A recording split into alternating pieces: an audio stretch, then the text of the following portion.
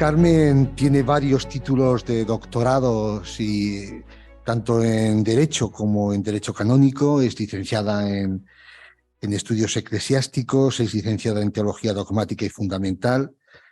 Trabaja como profesora en la Universidad de Comillas, donde dirige un máster sobre causas matrimoniales canónicas y colabora y trabaja en varias revistas de teología.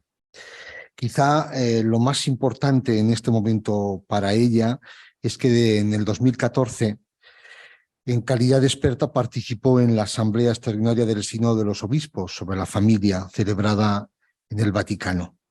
Y en octubre del 2018 fue nombrada consultora del Dicasterio de Laicos, Familia y Vida del Vaticano.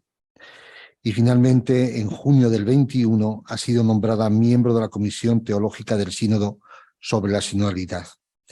Y hace unos poquitos, un mes escaso, en octubre del 21, fue elegida presidenta de la Asociación Española de Canonistas. Pues Carmen, muchísimas gracias por venir, por aceptar la invitación y cuando quieras. Muchas gracias, Manuel. Hace un año y un mes de lo de la presidencia que estamos ahí trabajando. Pero bueno, muchísimas gracias a todos pues a los organizadores por la invitación y a todos los asistentes por venir, físicos y online, porque realmente pues me parece que el tema, quiero daros la enhorabuena, porque me parece que el tema es importante y sobre todo me parece que es importante no desconectarnos de lo que es el proceso sinodal, ¿no? Puede haber una cierta tentación, pues bueno, de una vez respondidos los cuestionarios en la fase de escucha del año pasado, ¿no? Y bueno, pues a pesar de haber tenido una participación activa, incluso destacada en ese proceso, pues quizás podemos tener la tentación de entender que ya está todo hecho, que ya ha pasado nuestro momento, ¿no? Porque ya hemos respondido a los cuestionarios, ha pasado la fase de escucha diocesana y de algún modo pues ya lo que se siga trabajando pues de algún modo ya se nos escapa, ¿no? Pues ya vamos a la etapa continental, luego será la Asamblea de los Obispos, etcétera, y de algún modo pues podemos tener esa tentación de desconectarnos. Y me parece que es fantástico, por eso quiero felicitaros, porque el haber seguido, ¿no? Poniendo el foco en el sínodo y además pues con esta idea, ¿no? El título me lo dieron, o sea que no es mío, ¿no? Pero pues eso de cómo conectar lo global, ¿no? Con lo local y con pues qué nos puede, ¿no? De algún modo, qué desafíos, qué sugerencias nos plantea esta etapa. Ahora pues me parece que es importante y bueno, pues me parece realmente muy, muy bueno. Como sabéis todos, pues hace prácticamente a finales de octubre, no hace ni siquiera prácticamente un mes, pues bueno, ya se hizo público en el Vaticano, se hizo público el documento de trabajo para la etapa continental, en la cual pues se quiere hacer una síntesis de todas las aportaciones a nivel de todas las diócesis, etcétera, ¿no? Pues todas las aportaciones de la primera etapa, de la primera fase de escucha local, digamos, diocesana y nacional, ¿no? Estuvieron, como sabéis, pues unos compañeros de la Comisión Teológica del Sínodo, pues 2 semanas reunidos en Frascati, haciendo la síntesis, trabajando profundamente en ello, y finalmente pues emergió este documento. Este documento, en principio, es el documento de trabajo para la siguiente etapa, para la etapa continental, pero como os digo, realmente creo que hay que insistir en la importancia de no quedarnos descolgados, ¿no? en la parte o desde la perspectiva de la Iglesia local. No se trataba, creo que nos ha planteado así desde el primer momento, lo que se ha querido hacer es un proceso sinodal de realmente involucrar lo más posible al mayor número de fieles. Y en este sentido, pues la llamada clara, que también se recoge en este documento y es una llamada, digamos, a todas las personas que han participado en el sínodo, en la fase de escucha diocesana, e incluso otras que a lo mejor no han participado activamente, pero se quieren unir ahora al proceso, pues seguir acompañando a la Iglesia en este proceso sinodal que se está haciendo a lo largo de estos 2 años, prácticamente 3, que vamos a pasar, ¿no? Porque se ha ampliado también la fase de la asamblea de los obispos, ¿no? Entonces, esto es importante, pues no desengancharnos, seguir participando en el proceso sinodal y en este sentido, pues esta es mi intención en estos minutos, que en esta sesión, pues de algún modo destacar algunos puntos que me parecen importantes de este documento, pero sobre todo de bueno, qué podemos hacer ahora, ¿no? ¿Dónde estamos y qué podemos hacer y en qué puntos quizás sería conveniente profundizar y detenerse, ¿no? Una primera idea en este sentido que me parece importante destacar es la de la profunda unidad de todo el proceso, ¿no? Es verdad que estamos en una fase distinta, estamos ya en la etapa continental, pero realmente es una parte más del proceso, ¿no? Desde el primer momento hasta que se acabe e incluso luego, una vez se hayan acabado las asambleas de los obispos, todavía nos quedará pendiente la recepción en las iglesias locales de los resultados, ¿no? De todo este proceso. Es decir, que realmente es un proceso que tiene una marcadísima unidad, ¿no? De hecho, en el mismo documento en que se sintetiza, ¿no? Pues un poco las aportaciones de toda esa fase previa de escucha, pues ya se destaca también, ¿no? Pues cómo hay una línea muy clara, una conexión muy clara entre el documento preparatorio, las grandes líneas, los grandes principios que se marcaron allí y lo que ha salido y realmente pues resulta, ¿no? En este documento como puntos pues un poco centrales o de interés, ¿no? Por tanto, pues bueno, ya digo, mi intención ahora pues es volver un poco a estas ideas, ¿no? También es importante recordar en ese sentido cuál es la finalidad del sínodo, ¿no? Con qué finalidad realmente, cuál era el fin que se buscaba al convocar este proceso sinodal pues tan particular, ¿no? En ese sentido.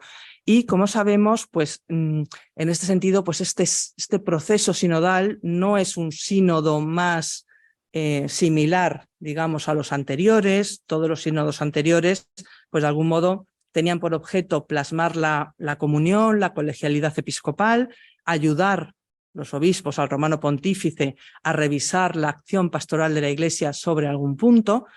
Podían ya con el Papa Francisco, desde el Sínodo de la Familia, se abrieron los formularios previos a la participación de los fieles, ya no fueron reservados, etcétera, pero aún así el sínodo pues seguía siendo fundamentalmente reflejo de esa colegialidad episcopal y para tratar y para revisar la acción de la Iglesia sobre un punto concreto. Sin embargo, el sínodo actual tiene desde su propio convocatoria, desde su inicio, tiene una pretensión más ambiciosa porque llama a una reforma en profundidad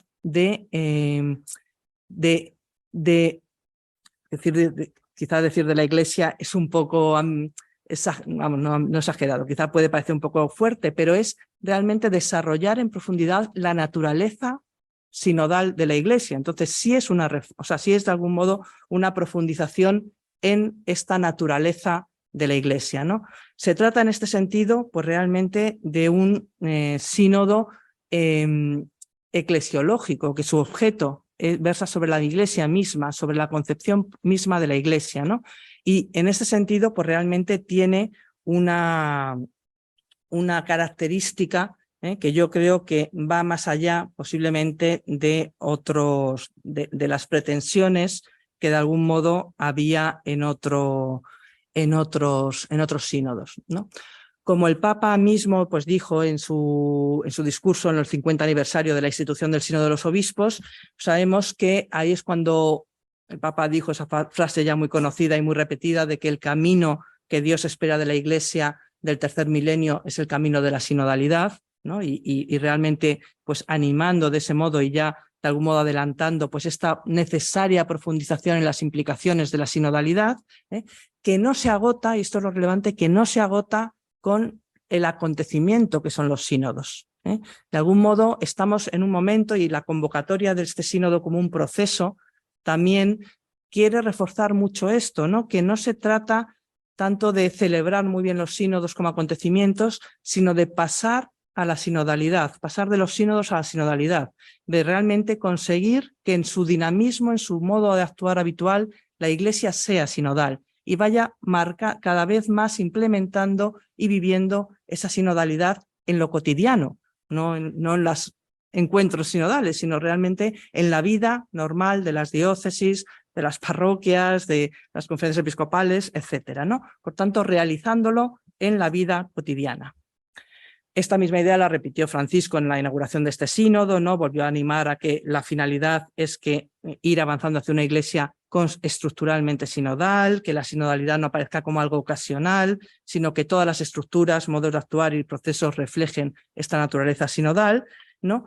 Y esto supone el redescubrir la visión conciliar de la iglesia como pueblo de Dios, el hacernos conscientes, tomar conciencia realmente pues, de lo que supone la corresponsabilidad de todos los bautizados, como realmente la raíz, es algo realmente radical, la raíz de nuestro compromiso es el bautismo, ¿no? Y por tanto, pues de ahí, lógicamente, el compromiso de todos, no solo de los laicos, pero digamos que en el caso de los laicos, pues hay que hacer un especial énfasis en poner en redescubrir y tomar conciencia de esta raíz bautismal de nuestra corresponsabilidad en el fin de la Iglesia, ¿no? En el fin misionero de la Iglesia, ¿no? Y como a la vez también pues esa llamada del Papa a el que no sea algo estático, este tomar conciencia pues no sea algo estático, que podría también haber sido una opción, sino la insistencia en el proceso, ¿no? Y esto también desde la convocatoria, pues realmente ese pueblo de Dios en camino avanza andando y el proceso se va haciendo andando, ¿no? Y se va haciendo pues escuchando y dejándose guiar por el Espíritu. Es muy característico, por ejemplo, de este sínodo, el que se ha ido realmente modificando del plan inicial, pues se han ido ampliando, se han ido haciendo los ajustes que se han visto necesarios, porque se ve, es decir, no hay un agobio con las fechas, etcétera, sino que se ve que realmente pues, lo que Dios vaya pidiendo, no hay que agobiarse excesivamente, ¿no? Pero lo importante es que se participe, realmente pues, la mayor parte posible del pueblo de Dios y que en esa dinámica de escucha y de participación pues vayamos sintiendo al Espíritu, ¿no? Y lo que el Espíritu nos lleve. Entonces, en este sentido, ya digo, sínodo eclesiológico y sínodo que en cuanto a proceso dinámico realmente nos llama a una profundización en la dimensión, como digo, sinodal de la Iglesia, en la naturaleza sinodal de la Iglesia, que es, en definitiva, avanzar en la profundización del Concilio Vaticano II. Estamos todavía en una etapa de recepción del Vaticano II, ¿no? Dicen los eclesiólogos famosos que los grandes cambios eclesiológicos tardan un siglo en plasmarse. Bueno, pues llevamos ya 60 años desde el Vaticano II, pero todavía tenemos que seguir profundizando en la recepción del Vaticano II y en su concepto de pueblo de Dios, lo que esto significa verdaderamente, ¿no? Y ahí estamos. Esta profundización no es algo abstracto o esta profundización en la dimensión sinodal de la Iglesia no es algo abstracto, no debería ser algo abstracto, ni algo solo clerical en el sentido de que afecte a los ministros sagrados, a la jerarquía. No es tampoco una cuestión, aunque sea estructural, pero no es una cuestión que afecte solo a las estructuras o a la organización eclesial, aunque no lo excluye, ciertamente afecta también a esto, no se excluye, pero sino que gira todo sobre la necesidad de, como he dicho antes, redescubrir esa condición bautismal de cada fiel. La sinodalidad claramente pone el acento en el bautismo, en la radical implicación de los fieles, en la vida de la Iglesia, en la misión de la Iglesia, y por tanto, pues tenemos que seguir avanzando en esa línea del Vaticano II que reconocía a todos los fieles como partícipes en la triple misión de Cristo de enseñar, de santificar y de regir, ¿no? Y por tanto, cómo estamos implicados los fieles en esa triple misión, ¿no? Por tanto, se trata en definitiva de profundizar en el sujeto eclesial. En el sujeto eclesial, la misión de la Iglesia está clara, es evangelizar, es llevar el evangelio a todos, pero realmente cómo participamos, quién es el sujeto de esa misión, cómo participamos todos, también los fieles laicos, también las mujeres, etcétera, cómo participamos en esta misión que es nuestra realmente, ¿no? Y hacernos, por tanto, corresponsables en esta misión. En este sentido, pues bueno, podría decirse que estando esta cuestión abierta, luego volveré un poco a ello, estando ya esta cuestión redescubierta en el sínodo, estando abierta incluso y reconocida en el Código de Derecho Canónico, etcétera, como canonista, pues yo siempre tiro un poco, la cabra tira al monte y yo tiro al derecho canónico, no lo puedo evitar, pero realmente cómo implementamos esto, cómo implementamos todos los cauces que ya están abiertos hace 40 años en el Código, realmente queda todavía mucho por hacer, ¿no? Y creo que este proceso sinodal pues puede ser una invitación muy buena y una oportunidad muy buena a profundizar en esta cuestión. Por otro lado, como también decía, pues este sínodo aparece como un proceso dinámico de escucha y de discernimiento, ¿no? Y el mismo documento, estoy comentando, pues realmente lo que hace es una invitación muy clara a las iglesias locales a seguir profundizando y a seguir, como digo, enganchados al sínodo.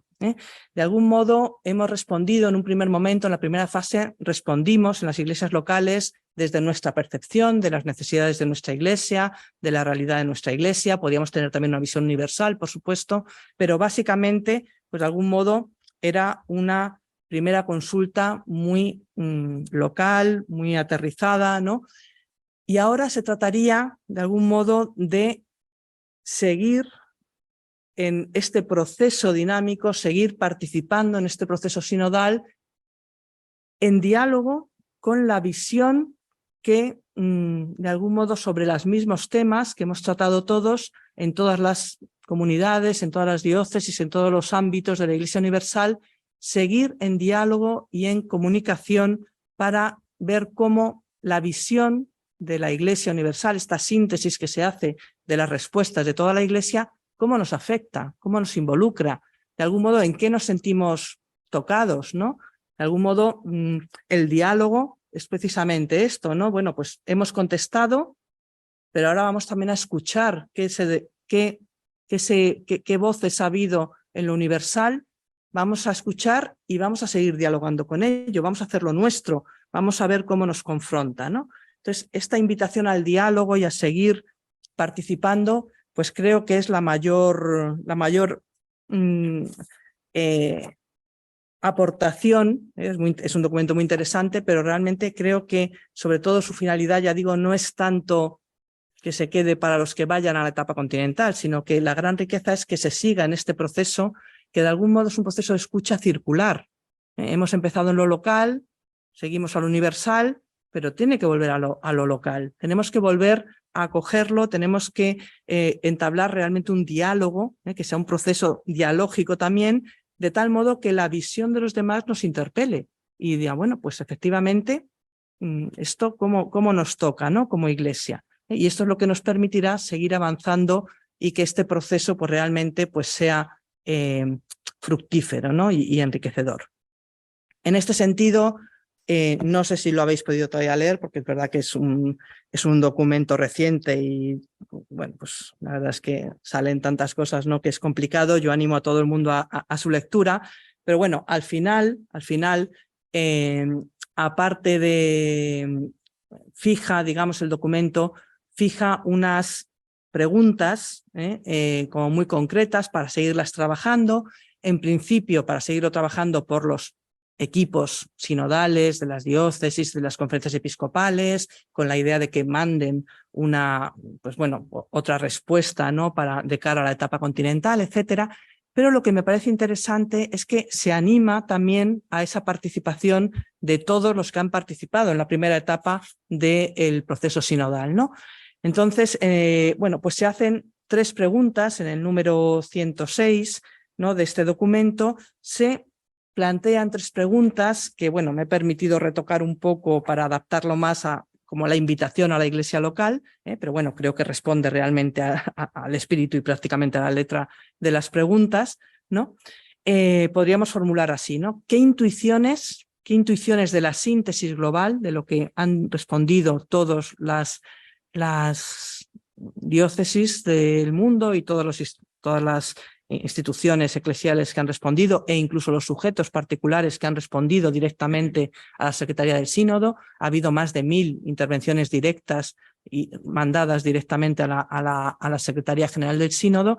Bueno, pues ¿qué intuiciones de esta síntesis global resuenan más fuertemente con las experiencias y realidades concretas locales, ¿no? ¿Cuáles son nuevas o iluminadoras? ¿A cuáles resuenan más? ¿En cuáles coincidimos más? Probablemente, y cuáles nos parecen novedades que nos pueden realmente interpelar, ¿no? Una segunda pregunta sería ¿qué tensiones o divergencias sustanciales se perciben para la vivencia en la iglesia local, ¿no? O sea, pues habrá puntos posiblemente del documento pues con los que podamos no estar de acuerdo o queramos matizar, ¿no? Pues cuáles son los cuestionamientos que más nos interrogan como iglesia local, ¿no? ¿En qué nos sentimos interpelados? Porque realmente nos choca, ¿no? Algo no nos encaja, ¿no? Y tercera, fruto de estas dos preguntas previas, que eso sí insiste mucho el documento, que se hagan en un clima de oración, etcétera, no es un tratamiento, no es algo académico, ¿no? Digamos, o tal, sino bueno, en el clima de oración, de realmente escucha del espíritu. Vistas estas dos preguntas anteriores, pues la tercera pregunta sería ¿cuáles son las prioridades, los temas recurrentes y las llamadas de atención en que convendría seguir profundizando durante todo el proceso sinodal? Es decir, el proceso no ha acabado, estamos en él todavía de lleno. Entonces, bueno, como iglesia local, como equipos sinodales que hemos participado, bueno, pues creo que sería bueno acoger esta invitación, ¿no? A seguir profundizando, a seguir aterrizando, ¿no? En estas cuestiones tan ricas que posiblemente, pues bueno, pues durante el año pasado, pues igual hasta se quedaron un poco cortas, ¿no? Algunas de las cuestiones. Pues bueno, ahora ya con la síntesis global, esto cómo nos interpela, ¿no? Como iglesia. Entonces creo que es una llamada sugerente, ¿no? Y que sería bueno acoger. A continuación, un poco como lo que se me ha pedido es de lo global a lo local, pues que algunos puntos, algunos desafíos, algunas sugerencias, pues voy a destacar algunas sugerencias concretas o puntos concretos del documento que me parece que son interesantes y que vale la pena compartir, pero ya advierto que es una selección totalmente personal y de hecho, pues posiblemente, decir, otras personas hubieran puesto el énfasis en otros puntos, etcétera. Esa es la riqueza, ¿no? Del documento que toca bastantes cuestiones, pero bueno, sí que hay algunas que me parece que a mí por lo menos me sugieren bastante y quería compartir, ¿no?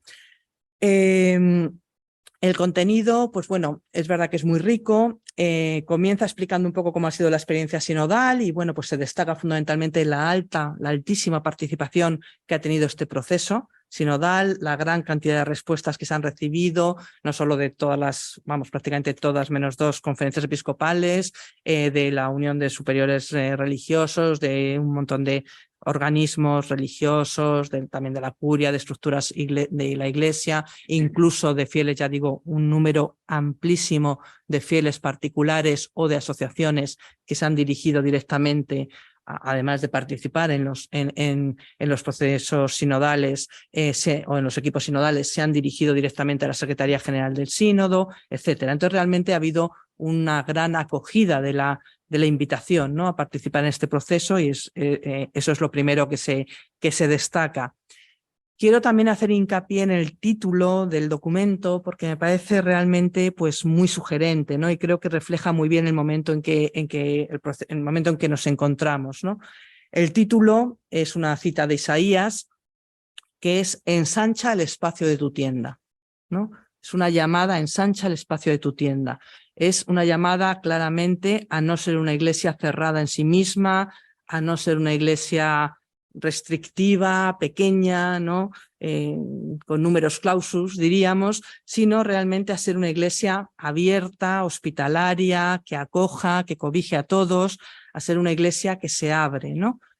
Y por otro lado, pues también una iglesia dinámica, porque el hecho de referirse pues no a una casa, por ejemplo, ¿no? Sino a la tienda, pues ya está indicando una iglesia en camino. La tienda ya siempre indica una provisionalidad, ¿no? Un estar andando, haciendo como pueblo, andando juntos en el desierto, ¿no? Claramente remite a esa imagen y de algún modo, por tanto, pues es esa invitación a seguir, ¿no? Pues a seguir abriéndonos como iglesia y, digamos, crear dinámicas de inclusión.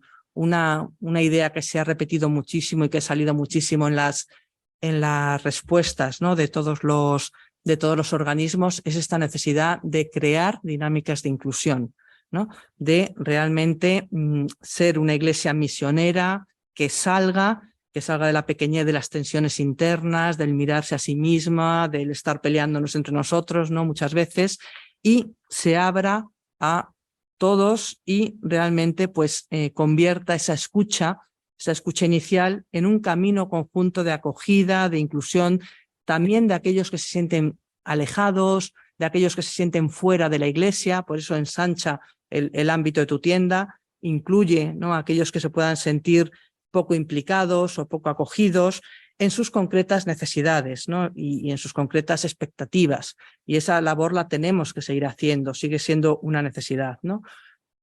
En este sentido, pues muchas síntesis insisten en la necesidad de hacer una opción clara, ¿no? Y van señalando pues, algunos colectivos o algunos grupos en concreto, pero ya digo, lo más importante, más que la selección que se hace, sino realmente la necesidad de esta creación de dinámicas de acogida en general, ¿no?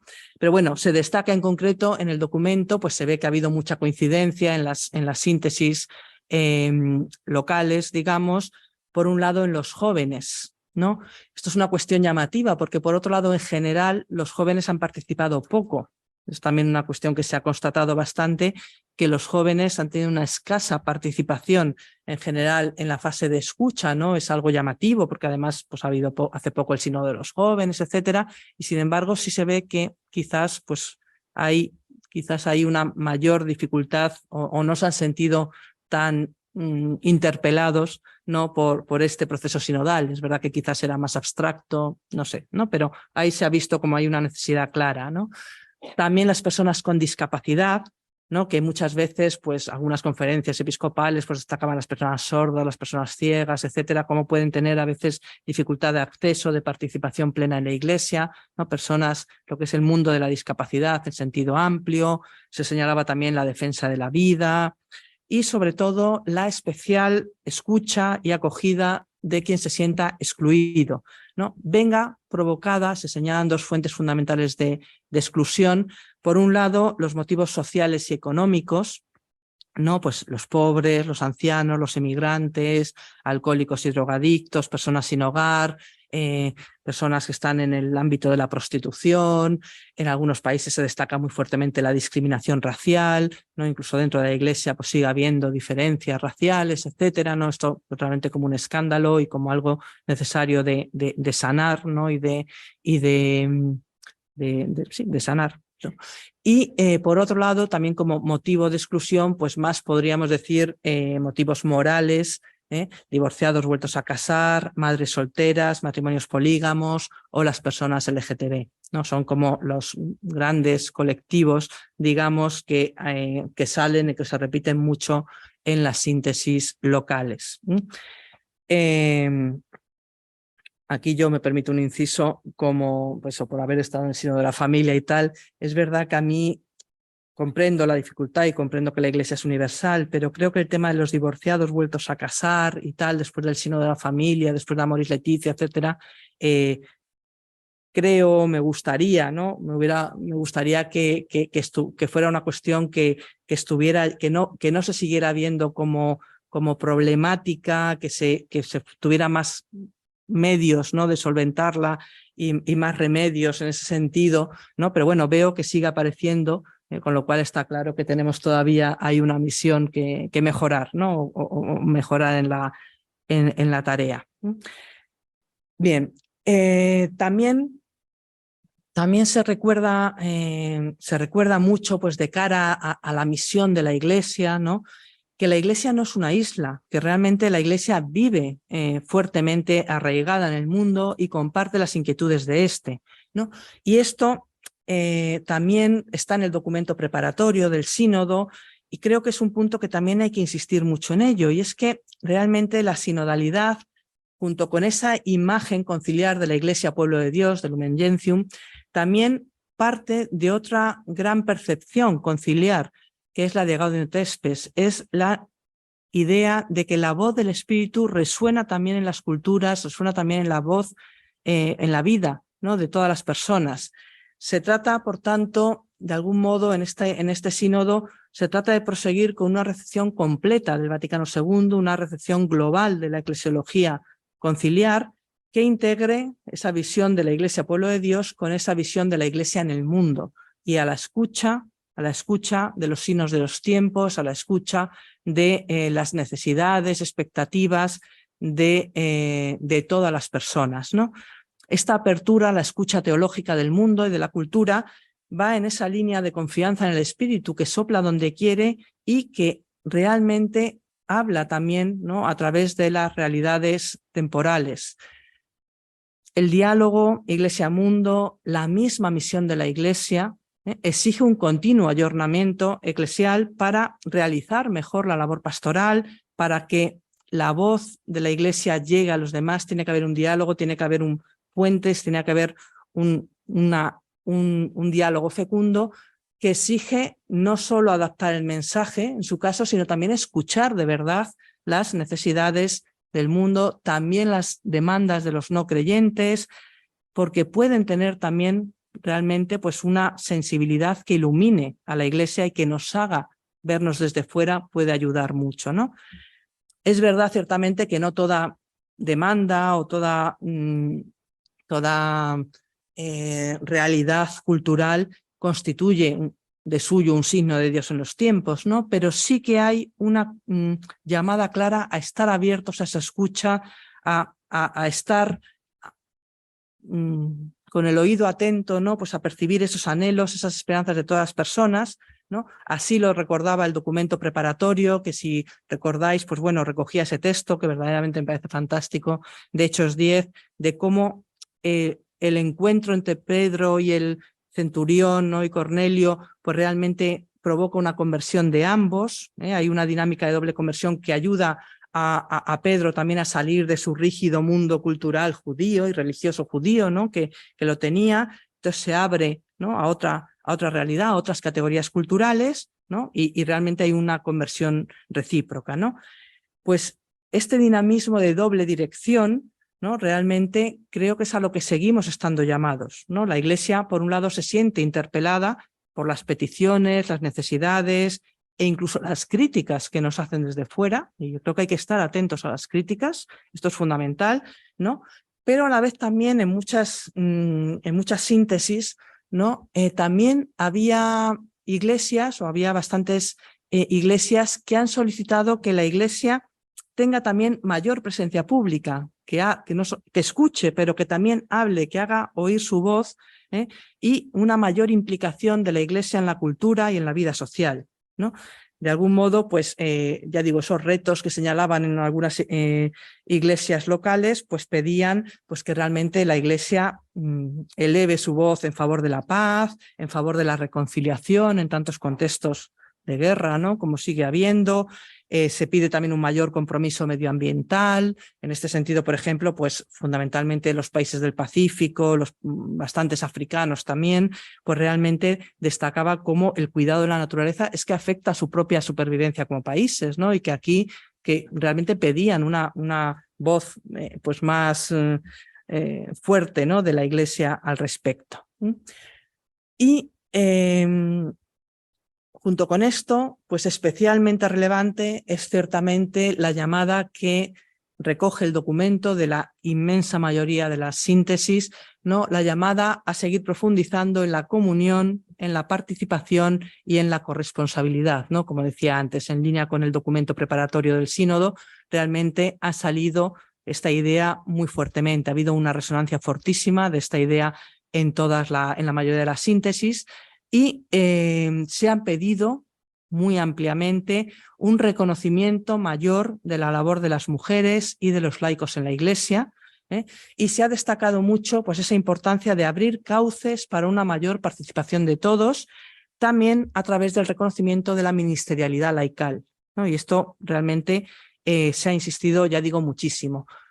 Se destaca en el documento, y creo que es algo que hay que destacar, que el tono de la síntesis no ha sido anticlerical, en el sentido de decir minusvalorar la aportación de los sacerdotes, el trabajo de los sacerdotes. Al revés, todo lo contrario, se valora y se reconoce, ¿no? Pero sí hay una insistencia clara en la síntesis de evitar el clericalismo. Una cosa es reconocer efectivamente el papel propio que tiene específico del ministerio ordenado, y otra cosa es evitar, como también recuerda tanto el Papa, el clericalismo, ¿no? Que se percibe ciertamente como un mal para la Iglesia y como una tentación para todos, para clérigos, pero también para laicos, que a veces son los más clericaloides, ¿no? Por así decir, ¿no? Entonces, en este sentido, claramente, más que una reclamación de cuotas de poder, podemos decir, etcétera, realmente lo que hay es una petición de un reconocimiento eclesial de la aportación de las mujeres y de los laicos, ¿no? Y es verdad que esta participación de todo el pueblo de Dios en la misión de la Iglesia exigirá cambios, y exigirá cambios también canónicos, creo sin duda, en la legislación eclesial, y va a exigir, ¿no? Cambios. De hecho, el documento pues, recoge, ¿no? Sugerencias concretas respecto a los consejos, respecto a las estructuras, ¿no? En que se vive ya la sinodalidad, las estructuras, los consejos de pastoral, de asuntos económicos, el colegio presbiteral, el de consultores, etcétera, actualmente vigentes, posiblemente fruto de este proceso sinodal haya modificaciones legales. De hecho, ya ha habido reformas significativas, como la de la Curia Romana, por ejemplo, todos conocemos, que fija la sinodalidad como uno de los principios, me parece muy enriquecedor en Predicate Evangelium, y además se concreta este principio de sinodalidad y de responsabilidad bautismal, reconociendo la participación de los laicos incluso al más alto nivel de la curia, ¿no? Incluso en la cúspide, digamos, de la organización curial. Bueno, pues realmente podría abrirse claramente a la participación de los laicos, dado el carácter vicario de la curia, y porque de algún modo pues es la missio, es el encargo que haga el Papa o el obispo correspondiente, la fuente de algún modo de ese servicio eclesial y de ese reconocimiento a esa concreta función que pueda desempeñar el laico, ¿no? Me parece que es una aportación, aunque sea una cosa muy técnica como se organiza la Curia Romana, pues realmente creo que los principios que ahí se establecen pues son muy, muy significativos. De algún modo supone el reconocimiento de esa posibilidad de intervención responsable de los laicos en funciones específicamente eclesiales.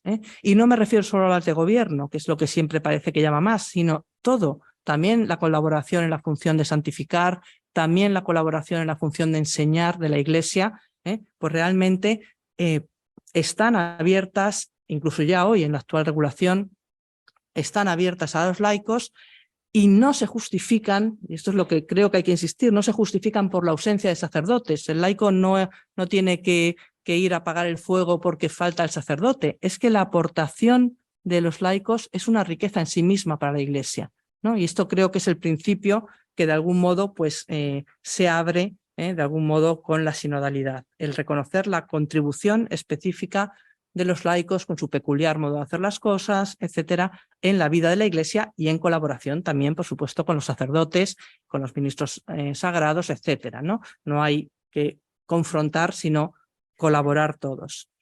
Como digo, ya el código, no vamos a hacer aquí una clase de derecho, entre otras cosas ya quiero ir terminando. Entonces, bueno, ya el código del 83, hace 40 años, dentro de un mes celebramos ya el aniversario del código, ya abrió un montón de cauces de participación a los laicos en la vida de la Iglesia. Insisto, en las tres funciones, en la de enseñar, en la de santificar y en la de gobierno, ¿no? Y basado precisamente en esa teología y eclesiología conciliar de la Iglesia como pueblo de Dios y del carácter y dignidad bautismal, ¿no? Que es la que nos hace corresponsables. Pero ¿qué ocurre? Que esas puertas que se abrieron hace 40 años pues han tenido un muy desigual aplicación, ¿no? Y todavía hoy, pues 40 años más tarde, siguen muchas de estas puertas sin aplicarse, ¿no? Y entonces ahí hay un déficit, pero no hay un déficit de la ley, hay un déficit de aplicación y de realmente de tomarnos en serio lo que está. Entonces, a mí me duele que haya cuestiones que parece que hay que estar reivindicando, pues es que ya están, esto ya está. Habrá otras cosas que cambiar y habrá efectivamente reformas que hacer, pero lo primero que hay que hacer es convertir el corazón, convertir la mente y realmente permitir esas cauces de participación que ya están. De algún modo, la mejor ley que se pudiera, o sea, la mejor ley que pueda salir de este proceso sinodal, lo mejor que se pueda pensar, hacer, será inútil si no se aplica.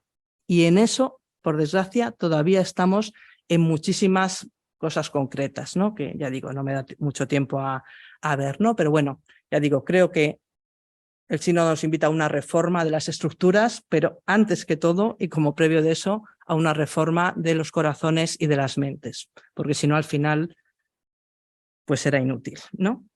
Bien, pues concluyo ya con esto. Creo que la Iglesia nos convoca a seguir apoyando y participando, ¿no?, desde las iglesias locales en este proceso sinodal, a seguir atentas a la voz del Espíritu, que habla a través de muchas realidades, a tomar conciencia de la dignidad de nuestro bautismo, a todos, como laicos, como religiosos, como clérigos, a todos, tomar conciencia de la dignidad de nuestro bautismo, de las implicaciones que tiene, de la llamada a la corresponsabilidad que el bautismo supone, ¿no?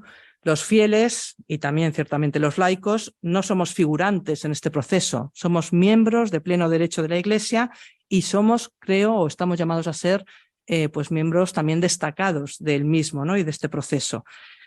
Y tampoco somos figurantes en la Iglesia, o no deberíamos serlo, ¿no?, sino que somos adultos corresponsables en la misión, cada uno en el ámbito en que se sienta llamado, ¿no? Lógicamente no tenemos que hacer todo lo mismo, pero cada uno se sentirá llamado a trabajar en un ámbito concreto y ahí es donde podemos dar más fruto, ¿no? Pues muchísimas gracias por la atención.